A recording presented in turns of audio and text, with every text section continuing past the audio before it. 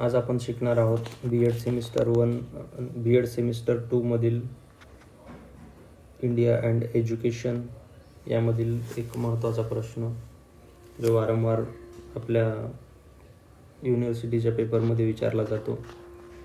तर प्रश्न आहे समकालीन भारतीय समाजाच्या संदर्भात शिक्षणाच्या ध्येयाची चर्चा. म्हणजे सध्याच्या काळात शिक्षणाचे ध्येय काय असायला पाहिजे याची चर्चा करणार आहोत आपण. तर समकालीन म्हणजेच सध्याचा काळ किंवा वर्तमान काळ. आजचा भारतीय समाज वेगाने बदलत आहे. जसं की तंत्रज्ञान, आर्थिक विकास, सामाजिक मूल्य, स्त्री पुरुष समानता, आंतरराष्ट्रीय संबंध आणि जागतिकीकरण अशा अनेक घटकांचा प्रभाव भारतीय समाजावर पडत आहे. अशा समाजात शिक्षणाचे उद्दिष्ट बदलण्याची गरज आहे. सध्याच्या काळात समाजाचे वैशिष्ट्य काय आहेत?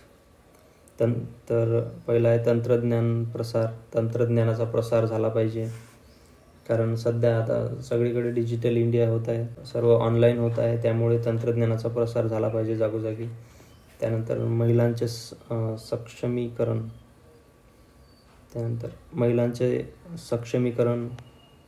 त्यानंतर जातीय समाज आणि सामाजिक न्यायाचे प्रयत्न, त्यानंतर लोकशाही मूल्यांचा स्वीकार आणि जागतिक स्पर्धा आणि करिअर केंद्रित विचार करणे गरजेचे आहे. पर्यावरण संवर्धनाची गरज आहे, कारण सध्या खूप जंगलतोड वगैरे होत आहे, तर पर्यावरणाची सुरक्षा करणे हे गरजेचे आहे.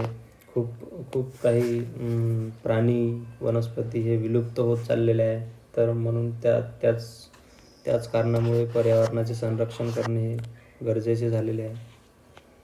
त्यानंतर या संदर्भात शिक्षणाचे ध्येय काय असाल?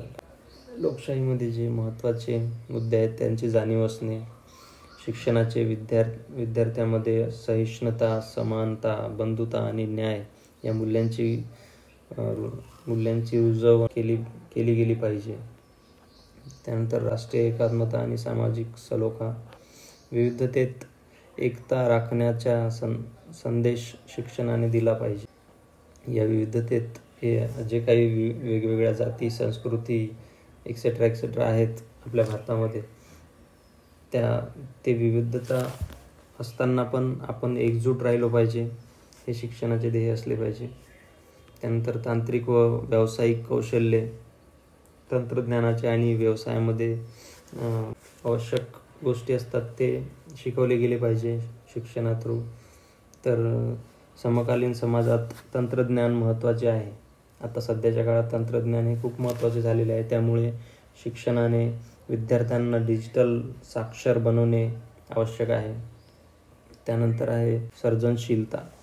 एखादी गोष्ट आपण एखादा पुस्तकातील एखादी माहिती आपण फक्त वाचून किंवा पाठ करून परीक्षेपुरती पाठ करून चालत नाही, तर त्या माहितीला प्रत्यक्षात वापरून बघावेत, त्याची कल्पना करावी आणि त्यावर विचार करावा, हे शिक्षणाचे ध्येय असले पाहिजे. पर्यावरण जागरूकता. आजच्या काळात पर्यावरण रक्षण ही शिक्षणाची मूलभूत जबाबदारी आहे. पर्यावरण नाही तर आपण नाही, म्हणून पर्यावरणाचं संरक्षण करणं खूप गरजेचे आहे. त्यानंतर नैतिकता व चारित्र्य विकास.